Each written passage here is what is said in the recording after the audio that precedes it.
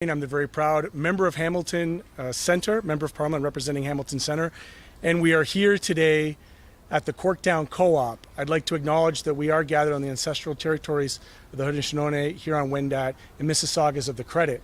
For any Hamiltonian, they would know that housing is an absolute crisis in the city of Hamilton, which is why we've chosen this site and this conversation to kick off our tour today. I'm very proud to be joined by the leader of our party, the New Democratic Party of Canada, Mr. Jagmeet Singh. Thanks so much. Thank you, Matthew. And Matthew's absolutely right. We are hearing across the country this really deep fear and worry about people not being able to pay their rent.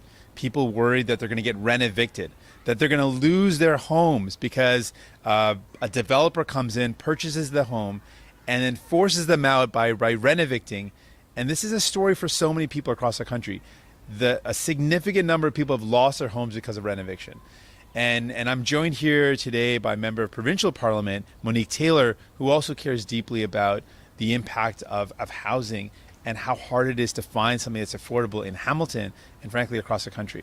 So that's why we chose to be here at the Corktown Cooperative, because while people across this country are worried about the cost of groceries going up, the cost of the rent going up, the cost of the mortgage going up, here in this cooperative, one thing that they know for certain is they're not worried about their homes.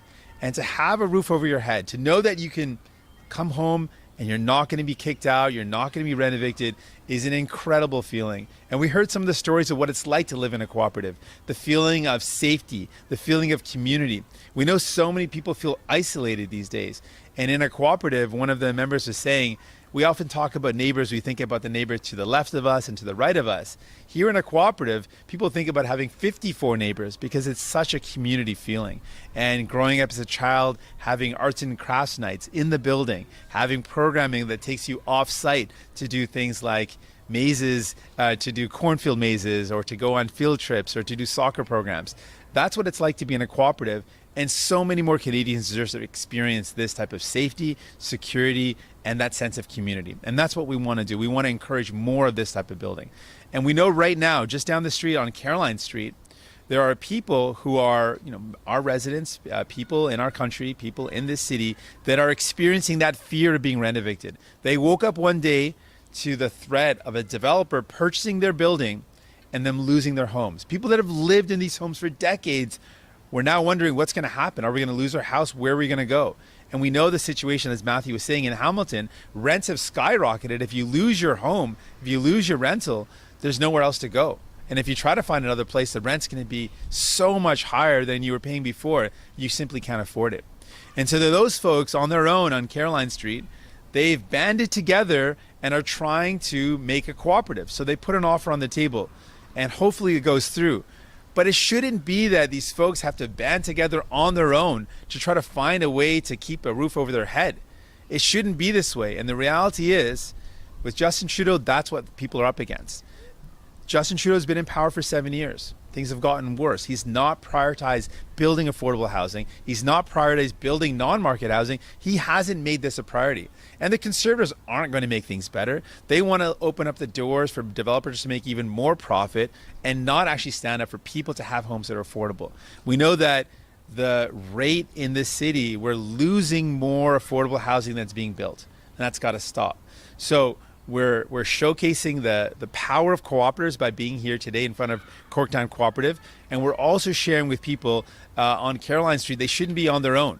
And that's why we're proposing that at the national level we need an acquisition fund, so that when communities want to actually start up a cooperative, they shouldn't be on their own. It should be easy, and there should be a fund available for them to use to keep their buildings affordable, to turn them into cooperatives, to allow not-for-profit organizations, community groups to purchase the building instead of developers and keep those buildings affordable. We need to keep what we have affordable, and we need to build more homes that are affordable, that people can actually afford to rent or to buy. That's what we need to do, and that's what New Democrats are committed to. On sait qu'on est dans une crise du logement. C'est une situation difficile à travers le pays. Les gens ont peur qu'ils vont perdre leur maison à cause des rénovations. Donc, ça, c'est pourquoi on propose un fonds pour aider les organismes, les communautés, de garder leur logement abordable. C'est ce qu'on peut faire. C'est quelque chose qui, pour nous, c'est une priorité. Pour les libéraux, ils ont 7 ans de répondre à cette crise et ils n'ont pas agi. Et les conservateurs, ils ne comprennent pas la réalité de ce problème et ce qu'ils vont faire, c'est de laisser faire les grandes entreprises, de gagner plus de profits au lieu d'aider les gens, monsieur, madame, tout le monde. Donc, on est là pour vous, on va continuer de se battre pour vous. Thank you. With that, I'm ready for any questions that you might have. Sure.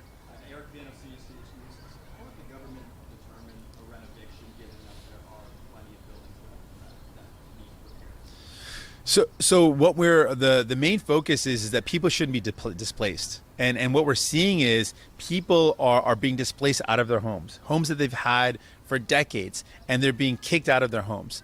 Many people have lost their place, the roof over their head, because of rent evictions. That's very different from having a fund in place that keeps the home in a community's hand, in a cooperative's hand, in a community organization that wants to keep the rent affordable and wants to keep residents housed. That's very different from what we're seeing when developers come in and look at a property and say, oh, okay, I can make lots of money. I can increase the rent phenomenally if I remove the existing tenant, use the excuse of renovation, and then increase the rent massively so that people can't afford it anymore. That's what we're trying to prevent. And we can prevent that. We can change the laws. We can make sure there's funds available. We can step up and provide people the support they need. It's something that we should do, needs to be done. And so for the Liberals have shown, it's not something that they're considering as a priority. And the Conservatives have shown what they've done under Harper. They continued the same cuts that the Liberals brought in under Harper, so Pierre Poilievre is going to do the same thing. He's made it clear that his priority is to make developers lots of money, but he's not made it clear that he's going to stand up for people. That's what New Democrats are committed to doing.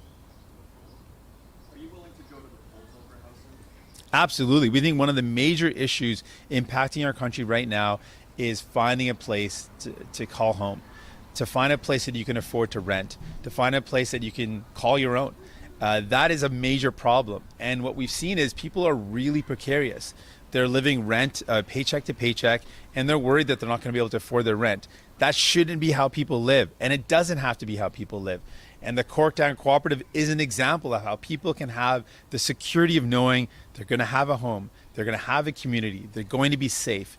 That's something that I want all Canadians to have. That's what New Democrats want. That's what all of us want. We want to make sure that Canadians can know that they can find a home, that they can afford, that they can grow a family in, and that they can be safe in. That's what we want to do, and we know it's achievable, and we will absolutely go to the polls on this. Hi. Hey there. Tabitha from the Hamilton Spectator.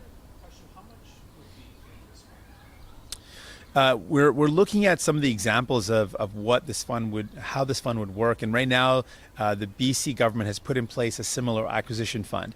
They've put hundreds of millions of dollars into this fund so that they can support local community groups, keeping the buildings owned by the community, whether it's a not-for-profit or a cooperative. So we would look at examples like that. Our goal is to have something that works, something that would be significant, and something that would respond to the needs of the country. So we'd be very flexible in terms of how big this fund could get. But our goal is we need to keep what we have affordable, keep it in the hands of communities and community groups and cooperatives, and not allow for developers to take over the affordable homes and convert them into properties that people can't afford to live in. And would this be over and above, I think, your target of 500,000 homes over 10 years? Absolutely. The 500,000 homes that we're targeting is building new homes. We absolutely need to build new homes. There's no question about it. We've got a growing population. There is a need and a demand. We need to build more homes. But I want to be clear, while we know that there's going to be a portion of that will be private, we can't rely solely on private development of new homes. It's not going to respond to the needs of people who are looking for affordability. So we need to build purpose-built rental. We need to build non-market housing. And so in our 500,000 target, we want to build homes that people can actually afford. But what we're asking for, or what we're demanding with this acquisition fund, is above and beyond that. This is to keep what is already affordable. And if I give the example of Hamilton, over the past decade, Hamilton has lost 16,000 affordable homes, and that's not been replaced. There's an average that for every 25 units of homes that are lost, only one is built back. So that's a losing battle right now. We've got to turn that around. So what we're proposing is separate, and in addition to building new homes, we need to keep the ones that we do have affordable. Questions on Zoom? Sure. Where not going to take questions on Zoom. I just ask that you use the raise hand function. Everyone will have one question and one follow. Je vous demande d'utiliser la fonction lever la main sur Zoom et on va prendre une question et une question suivie. Our first question comes from Emily Bergeron avec la presse canadienne. Bonjour, M. Singh. Bonjour, madame. Vous avez dit en anglais que vous êtes prêt à aller en élection sur le logement. Est-ce qu'on doit comprendre que vous êtes prêt à vous retirer de l'entente avec les libéraux pour amener à une élection et donc en raison du logement? Non, ce que j'ai dit, c'est pour nous un enjeu qu'on va présenter comme un enjeu clé dans une élection. Donc, j'ai compris la question de est-ce qu'on est prêt de prioriser le logement dans la prochaine élection? Et oui, pour nous, le logement, c'est une priorité. Dans une élection qui s'en vient, dans le futur, pour nous, ça va être une priorité. Et oui, on est prêt de prioriser le logement dans une élection. Il n'y a toujours pas d'entente entre les partis pour une enquête sur l'ingérence étrangère. Selon vous, qu'est-ce qui achoppe, qu'est-ce qui bloque dans les discussions entre partis? C'est quoi le problème? À ce moment, les discussions continuent, donc je reste optimiste, mais j'ai un optimisme prudent avec les discussions. Donc le travail continue et je garde mon optimisme qu'on va arriver à une enquête publique. Ce que je veux dire, c'est le gouvernement doit clairement se prononcer que oui, ils sont d'accord avec l'idée d'avoir une enquête publique. Donc ils n'ont pas s'engagé. Ils n'ont pas dit ça clairement, donc on va continuer avec les discussions, mais je reste optimiste. The next question comes from the Canadian press. Go ahead, Nikki.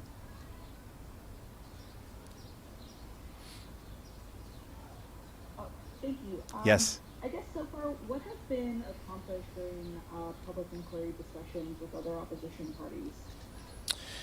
So far, what we made really clear, what New Democrats made really clear is that we need a process that includes all parties and there's a clear consensus. For us, and I want to be really clear, we believe very strongly in safeguarding our democracy. For us, this is not a game. We want to see more people participate because we can make better decisions. Decisions like supporting cooperatives like the one behind me. If we have more people participating, if we have more people voting, we can get better outcomes. So we want to encourage people to get out and vote. We want people to believe that their vote matters, that if they vote, they can have a representative that's going to fight for them. Someone like Matthew Green behind me or someone like Monique Taylor, that if you vote, you'll get fighters on your side. And one of the things that impacts that is that when we've got this sense of cynicism that there's no point in voting, and that sense of cynicism is exacerbated by allegations of foreign interference that make people feel what's the point of voting. For us, it's really serious. And that's why we, from the beginning, have said we need a public inquiry. We want one that is robust and has that vigor of a cross-examination, independence of a judge making decisions, and transparency. And so we want to see that happen. We remain cautiously optimistic that we can move forward with a public inquiry, and we'll continue to put pressure on the government to clearly commit to a public inquiry. And right now those discussions are ongoing, and we remain optimistic that they'll be fruitful. How close are we to getting a public inquiry? Is that something that's going to be announced this summer, or do you expect an announcement in the fall? In terms of timing, I'm unable to give you a time of when that will happen, but I remain very confident that we're on track to having a public inquiry. Again, I would put pressure on the government just to make it clear that that's what they believe in. I would like them to say clearly that they believe a public inquiry is necessary. So far, they have not made that absolutely clear, but there's ongoing discussions, and I remain confident that it'll happen. The next question comes from the CBC's David Burton. Go ahead, David. Hey, Mrs. Singh, good to see you. Good to see you. I want to ask you about the immigration minister's announcement today. He announced more than $200 million for federal housing support for asylum claimants. So that's more than $200 million.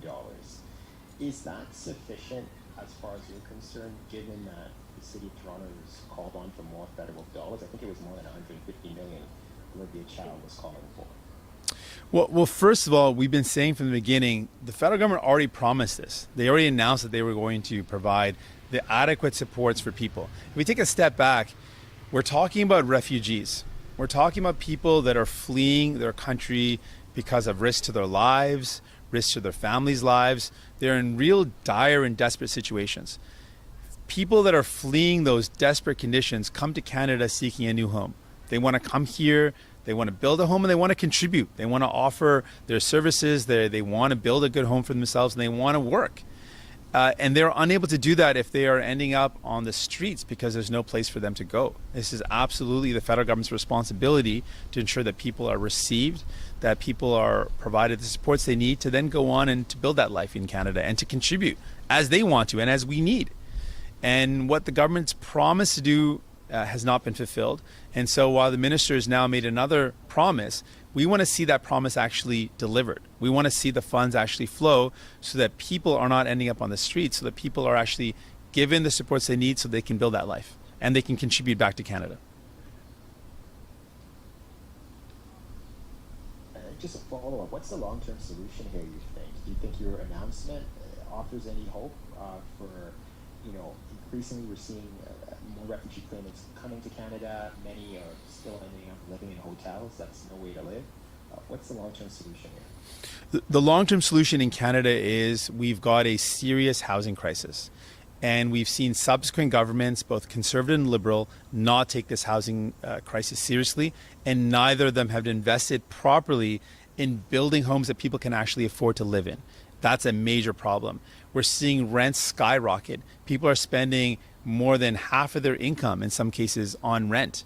That is completely untenable. No one can survive if you're spending the majority of your paycheck on where you live. And so we've got to stop that. And then some people can't even find a place because there's nowhere available. Vacancy rates are abysmally low across the country. So we need to build with that seriousness that's equal to the level of the problem. We need to build more homes, and we need to build more homes that are affordable, and we need to build more cooperatives. We need to support not-for-profit organizations building not-for-profit homes.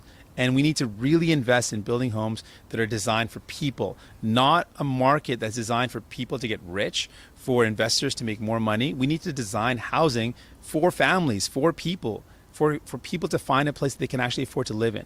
That's the shift. And so far, the Liberals and Conservatives have set up a housing market that makes rich developers richer, that makes investors richer, but doesn't actually provide homes for families. That's the problem that we need to tackle. And that's what we're committed to doing. I'm not seeing any other questions on Zoom, so Jagmeet, I'll pass it back to you for some closing remarks.